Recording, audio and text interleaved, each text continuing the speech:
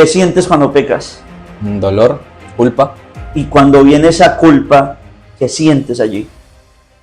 Pues yo diría que son sentimientos encontrados, como vergüenza, ganas de no seguir más, sentirse como sucio, de que no vale como la pena el perdón de Dios o algo así. Como querer tirar la toalla, ¿no? Sí.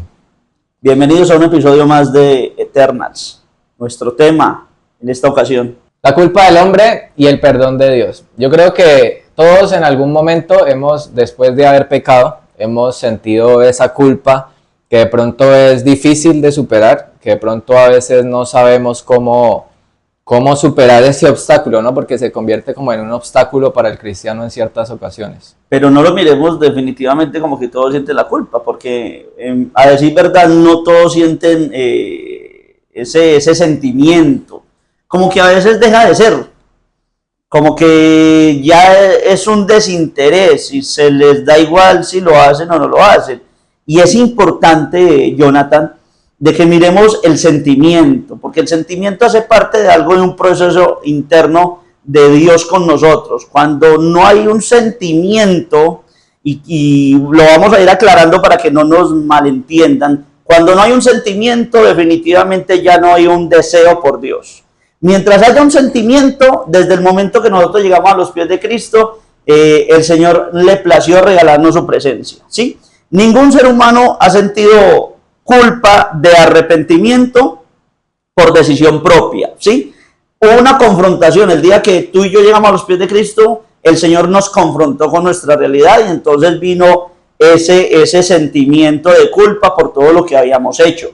De ahí en adelante comenzamos a vivir una vida, y no significa, ojalá fuéramos perfectos, pero pues no lo es y tenemos que enfrentar esa realidad. No lo somos, y esto no lo puedo usar como excusa para seguir pecando, pero sí tengo que reconocer que en mi camino fallo. ¿Usted se ha caído cuando ha caminado? Claro. ¿Qué siente cuando usted se cae? Dolor. Y vergüenza. ¿Sí o no? Sí. Vergüenza. Mirar a los lados a ver quién me vio y quién se puede burlar. Exactamente. Ahora, la vergüenza, estamos hablando de dos sentimientos. La vergüenza es de saber que el Omnipotente me está observando, de que aquel que me dio la oportunidad de ser salvo, está observando que no me comprometí. Entonces ahí viene el sentimiento de culpa. Es que no estoy totalmente comprometido con mi Señor. Es que realmente no estoy totalmente convencido, o no tengo un corazón de arrepentimiento.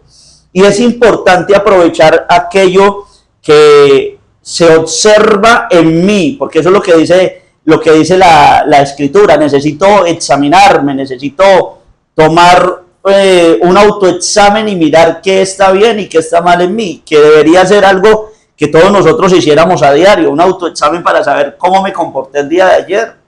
Porque si yo no me hago un examen de mi vida, entonces ¿cómo me voy a dar cuenta de lo que estoy haciendo mal?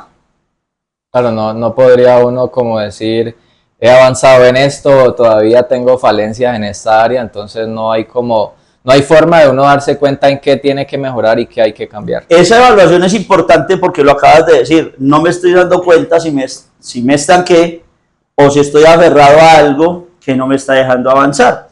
Entonces, para mirar esto, vayamos a la Biblia y observemos qué nos dice la palabra del Señor en el libro de Números, en el capítulo 15, en el versículo 31. Y observemos lo que nuestro Dios, que es a quien nosotros necesitamos escuchar, qué es lo que nos habla a través de su palabra para conocer entonces nuestra realidad.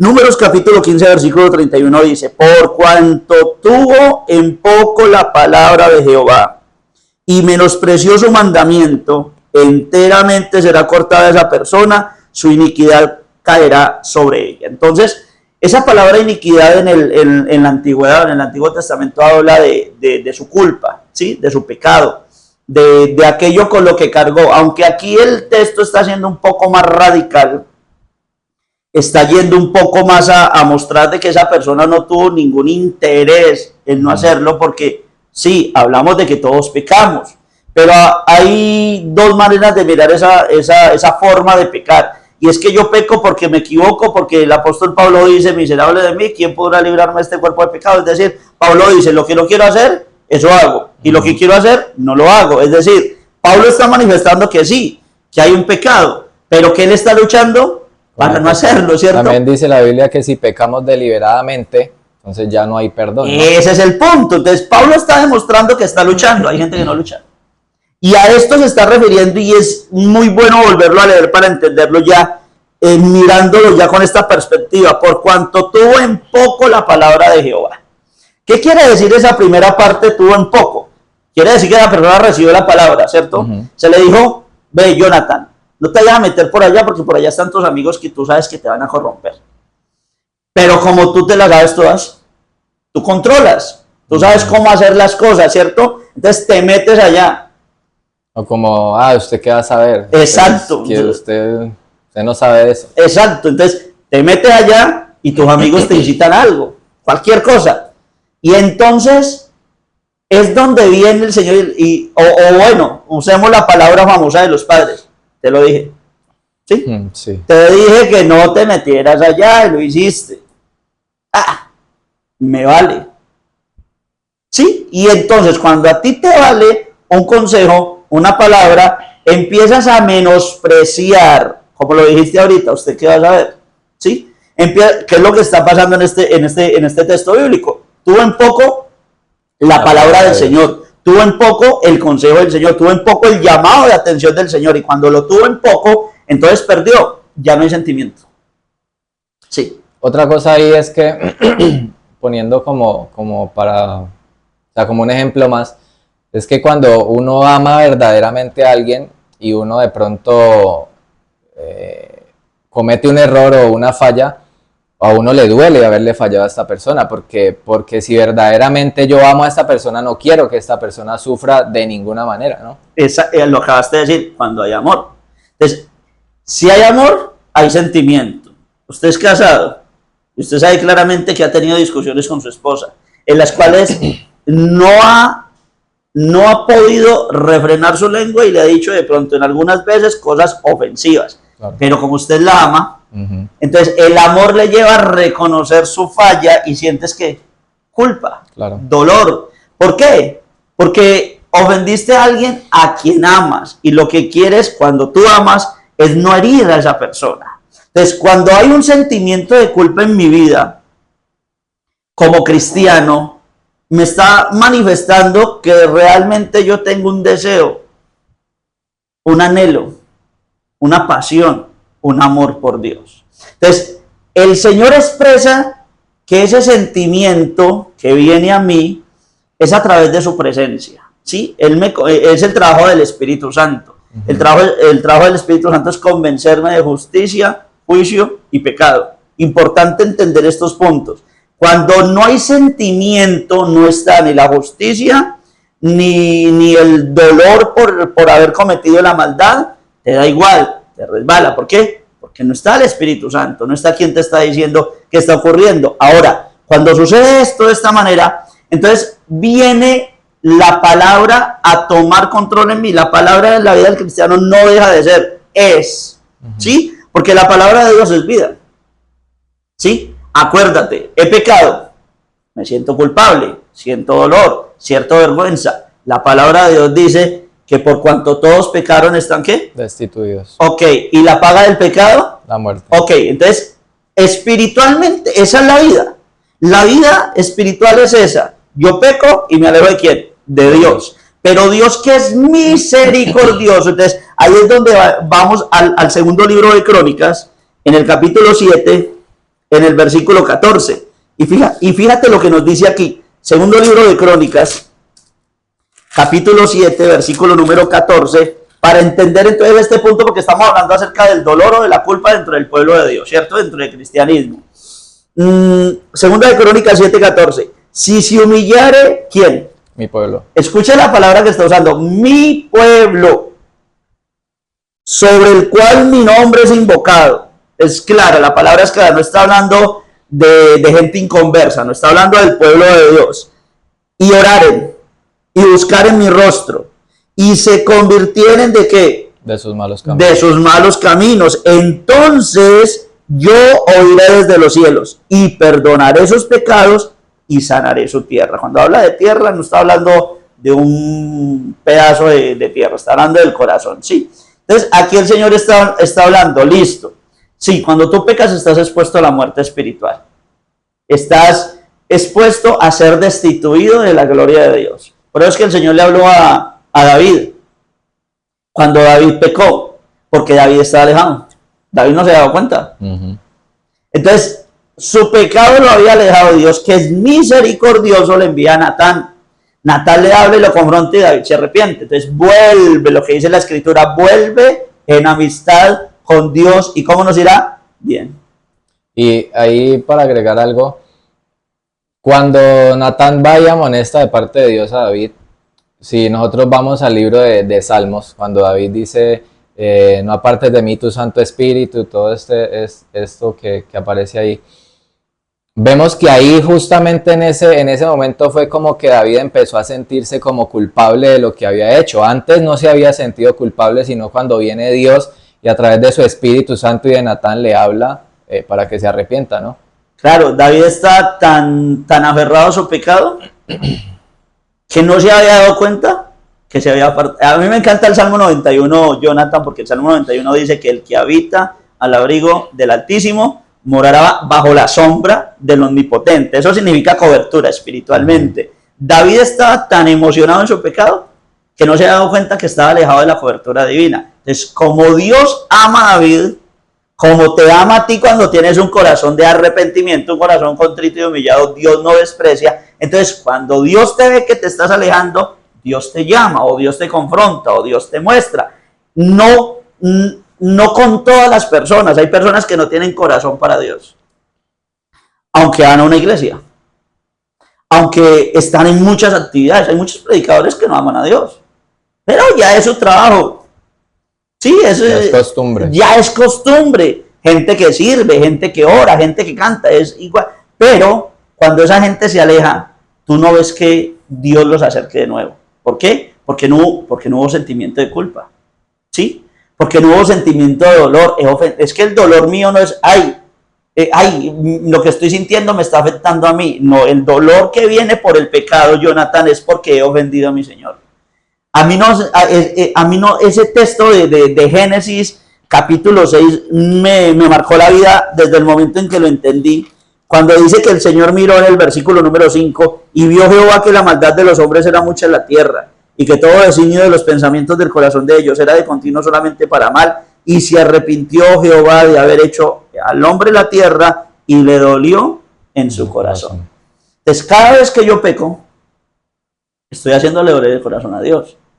Te estoy hablando del pueblo al cual Él rescató, porque si aquí en Génesis 6 le dolía el corazón a Dios cuando esta humanidad estaba pecando y no había recibido a Cristo, ¿cuánto más nosotros? Pero es que tú hablaste ahorita claramente acerca de pecar deliberadamente. Dice que ya no queda remedio, sino una horrenda expectación de fuego. Significa condenación, porque si le dolía al Padre el pecado del ser humano antes de Cristo, ¿cuánto más le va a doler? Después de haberlo entregado todo, ¿no? Ahí está. Es que el regalo más grande que nosotros tenemos, la gente busca el dinero y el dinero hoy viene, hombre. Yo veo a Elías y me encanta, porque Elías no tenía plata, pero tenía a Dios. Y donde iba Elías tenía bendición, ¿sí? Entonces la gente busca el dinero como un regalo. Ay, Señor, dame esto. Cuando lo más grande que yo tengo es Cristo. Es lo más grande. Y el saber que ese Cristo entregó su vida, que es su sangre, en la sangre está la vida. Entonces me da a mí entender que cuánto más, y dice el apóstol Pablo, o cómo vas a creer, te lo voy a decir de una manera nuestra, ¿cómo vas a creer que Dios te va a mirar si tú pisoteas la sangre de su hijo? Entonces, ¿a qué estamos con todo esto? A que miremos nuestra realidad, a que tú te observes, te examines y mires de qué manera estás actuando. ¿Estás teniendo sentimiento de culpa o te acostumbraste a la culpa? ¿Qué significa? Te acostumbraste a seguir en lo mismo, ¿sí? Cuando el Señor te ha dicho, no lo hagas, o no continúes, o no vayas, y tú dices, sí. Siempre he puesto un ejemplo. ¿Usted algún día se ha quemado con la parafina de una vela, con la cera de la vela? Sí. ¿Y qué siente? Ardor. Sí, al dolor. principio. Y yo siempre he puesto el ejemplo, coge una vela y déjate caer una gota aquí. ¿Te va a doler, sí o no? Ujú. Deja caer otra gota en el mismo lugar. Te va a volver a doler, pero un poco menos. Déjalo caer 30 veces. Y después ya no Ya te va a no siente doler. nada. La palabra de Dios dice, ha cauterizado su alma. Esa es la palabra. Ha cauterizado su alma. Ya no siente. Y es que el pecado va, de cierta manera, endureciendo el corazón también, ¿no? O sea, cuando una persona peca y peca y peca y no hay como ese deseo de cambiar, ese hacer lo posible para yo de pronto dejar de fallarle a Dios, eso empieza a endurecer el corazón al punto de ya como que, pues bueno, ya yo soy así, así me quedo. Gracias, esa es la palabra, la excusa. Y Satanás y los demonios dicen amén. Y bravo, bravo, bravo, excelente. No, claro, ya dejaste la hipocresía. Eso es lo que dice el enemigo. Ya dejaste la hipocresía. Ya tú eres así. Ya para qué vas a seguir. Entonces, claro. Y la gente como le gusta lo fácil, porque el camino de Cristo no es fácil, es de compromiso. No estoy diciendo que es difícil tampoco. Es de compromiso, es de entrega. Como el matrimonio. De lejos el matrimonio se ve una delicia. Pero vaya frente al matrimonio, usted lo sabe. Sí. Vaya frente al matrimonio. El matrimonio sí es una bendición, pero no todo es color de rosa. La vida con Cristo es de gozo, es de gloria, pero es de esfuerzo, es de lucha, es de entrega, es de negación. Es de negación. Ahorita usted toca el tema del matrimonio. Hoy en día hay muchos dentro de la iglesia, jóvenes y personas que buscan casarse y lo hacen con la intención de lo que usted dijo, de que es color de rosa y que yo quiero, mejor dicho, lo más bonito y todo. Pero no piensan en que hay algo más allá, ¿no? Así mismo pasa con el Evangelio, que hoy en día se predica el Evangelio como algo color de rosa, de que Dios te ama y eres la princesa, eres no sé qué, mejor dicho, todo es un cuento de hadas. Pero cuando vienen los problemas y las circunstancias, nadie les dijo a estas personas lo que iba a pasar. Si nuestro Cristo hubiera estado en este momento, o sea, hablo, si hubiera venido pues por primera vez, y predicar el Evangelio de la manera en que se predica, como él la predicó, la gente no estuviera en una iglesia. No estuviera, o sea, muy pocos hablo. Porque o Juan o Elías, que fueron gente radical, tan radical era Elías que se burlaba de los falsos profetas.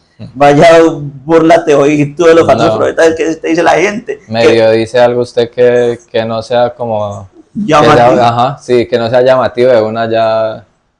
Entonces, es importante ver, tú me hablabas ahorita antes de comenzar acerca de Pedro. De Pedro.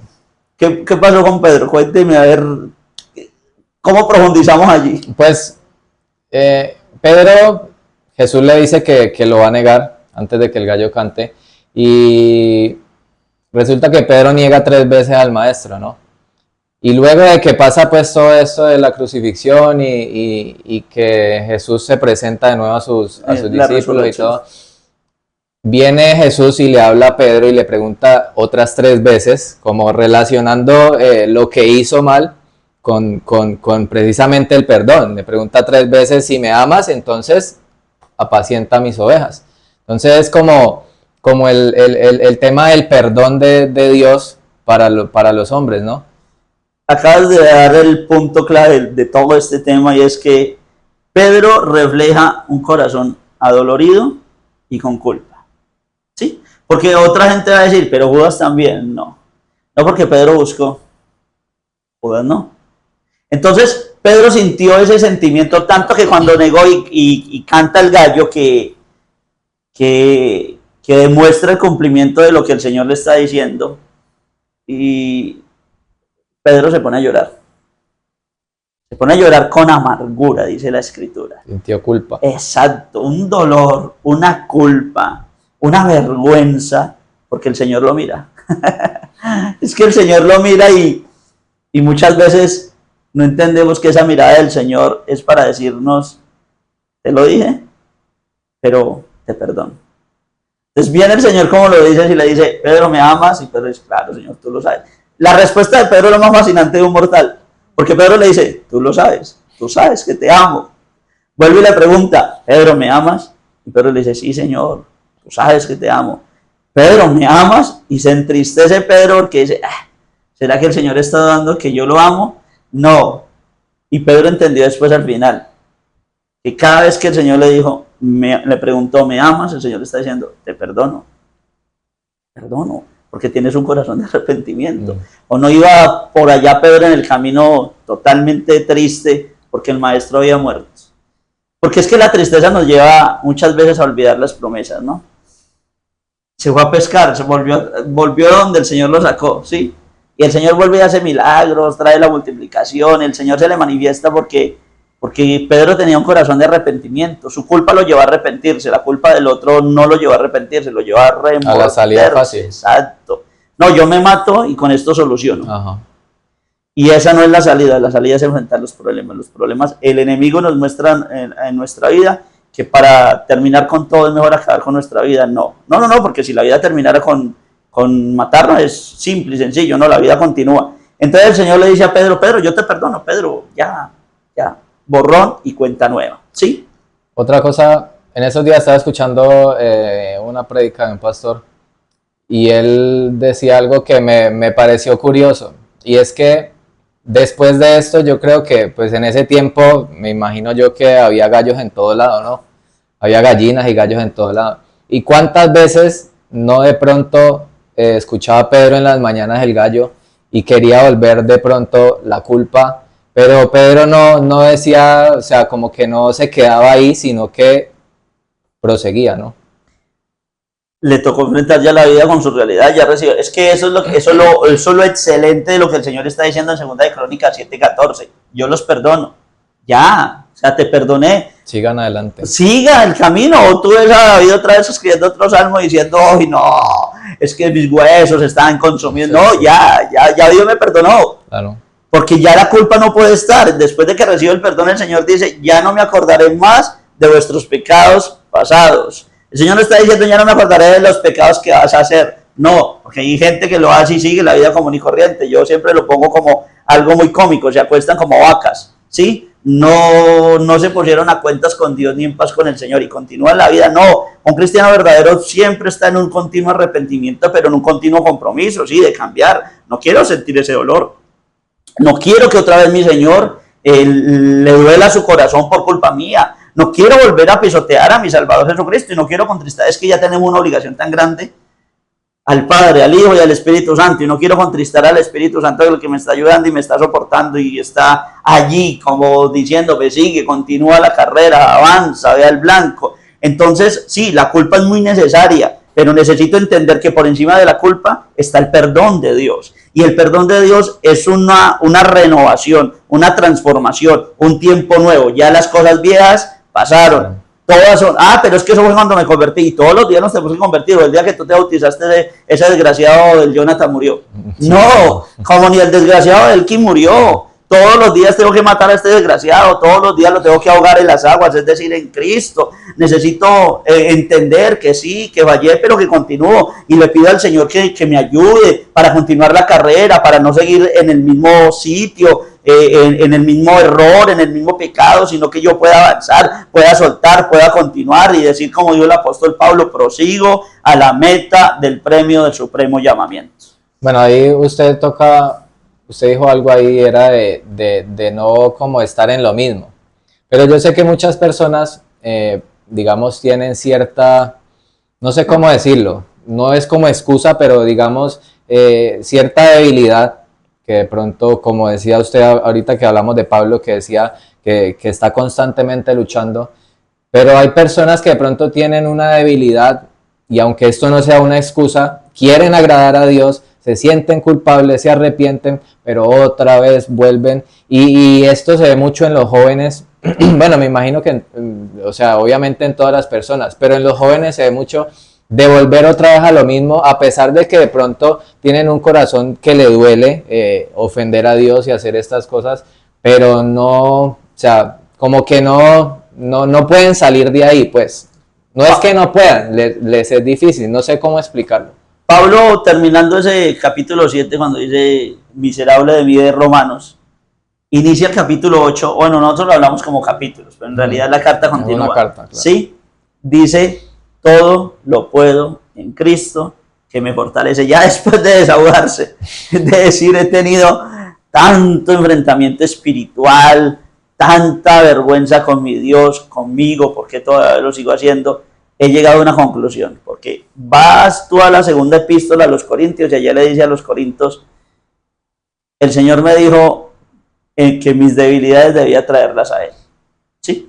He luchado, he hecho esto, y el Señor me dijo, bástate mi gracia. Escucha esos dos puntos importantes, Jonathan, porque tanto Romanos como Corintios está diciendo acerca de un mismo punto, y es, ¿qué va a suceder? Y el Señor le dice, no, bástate mi gracia, deja que mi poder se perfeccione en mi debilidad. ¿Cuánta gente ha dejado el cigarrillo en sus fuerzas? No, ninguna. O bueno, pues no sé si ninguna, pero pues de pronto puede que sí, ¿no? Por un momento. Por un momento, y sí. Vuelven. El trago, por un momento. La rumba, por un momento. La infidelidad, por un momento. Y así sucesivamente. Pero cuando tú le entregas a Cristo, lo que es imposible para ti, dice el Señor, lo que es imposible para los hombres, es posible para Dios. Cuando yo reconozco, porque ese es el punto, yo reconocer mi debilidad. Existe algo que se llama alcohólicos anónimos. Quiere decir, hay muchos alcohólicos, pero que no han aceptado que son alcohólicos. ¿Sí? Hay muchos drogadictos que no han aceptado que son drogadictos. Y hay muchos infieles que no han aceptado que son infieles. Pero llega un momento donde si realmente ellos quieren vivir para el Señor, les toca reconocer y decir, yo no puedo con esto. Yo he querido, como lo dijiste, pero no he podido. Entonces vienes y le entregas al Señor y le dice, Señor, ayúdame, porque yo realmente quiero, pero no tengo la capacidad humana para hacerlo, y a través de tu Espíritu, ayúdame para yo abandonarlo. Ahí es donde viene el poder de Dios, te da la capacidad, como cuando una persona pierde un ser querido, y dice, es que perder un ser querido debe ser muy duro, y eso yo no lo soportaría. Y entonces el Señor promete, y la paz de Dios que sobrepasa todo entendimiento llenará vuestros corazones. Y yo he hablado con mucha gente que ha perdido sus hijos, una madre que pierda a sus hijos, yo creo que es lo más duro, o hijos perdiendo a sus padres que fueron muy buenos padres. Y les he preguntado, ¿qué sentiste? Me dijo, ¿sabes? El Señor puso una paz en mi corazón tan poderosa que ni yo mismo podía. La gente me decía que si estaba medicada, me decía una mujer que si yo estaba medicada, porque tanto que yo estaba tan aferrado a mi esposo, y vean, estuve en paz, estuve tranquilo, y sí, es doloroso, pero pude sobrellevar esa situación. Entonces, cuando yo vengo y yo reconozco mi debilidad, digo, no puedo más, no he podido soltar, he querido, pero yo necesito tener la palabra del Señor en mi mente y en mi corazón. Él pone el querer y no se quedó allí, sino también el hacer, para hacer su voluntad, y valga la redundancia. Entonces, yo no me canso. ¿Tú tienes debilidades? Claro. Yo tengo debilidades también. Y yo todos los días, cuando vengo a la presencia del Señor, digo, Señor, no quiero seguir así. Yo quiero cambiar, yo quiero agradarte totalmente. Yo quiero, bendito Padre, ser libre, porque en la oración es donde tú recuerdas las promesas del Señor. Y tu palabra me ha dicho, a libertad hemos sido llamados. Y si el Hijo de libertad seréis verdaderamente libres. Y donde está el Espíritu de Dios, allá hay libertad. Y cuando el Señor ve que en ti está ese deseo, esa necesidad, esa urgencia por ser libre de eso, no desistas, no creas que será mañana o pasado mañana. No, Dios tiene un tiempo, como lo decía Jonathan ahorita, no es para que te excuses, sino para que entiendas que el Señor tiene un tiempo. En el tiempo Él te está probando, ¿sí? Y en ese tiempo que te está probando, el Señor quiere que tú pases la prueba y que seas fiel hasta el último momento. ¿Tienes sentimiento de culpa? Pues gloria a Dios, el Espíritu Santo te está diciendo, has hecho algo mal, arrepiéntete. ¿Tienes sentimiento de dolor? Gloria a Dios, porque todavía el Espíritu Santo está obrando en ti. Pero el día que dejes de tener un sentimiento de vergüenza, de culpa, de dolor, asústate, porque ya el Espíritu Santo no está allí.